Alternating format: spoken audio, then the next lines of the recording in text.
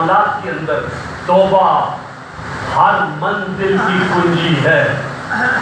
جس نے توبہ نہیں کی اس نے روحانیت کا سفر نہیں طے کیا.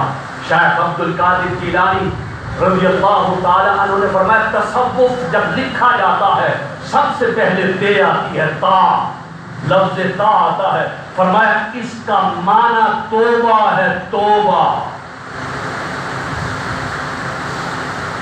اللہ رب العزت نے فرمایا قل یا عبادی الذین اسرفوا علی انفسہم لا تقنطوا من رحمت اللہ ان اللہ یغفر الذنوب جمیعا انہ هو الغفور الرحیم.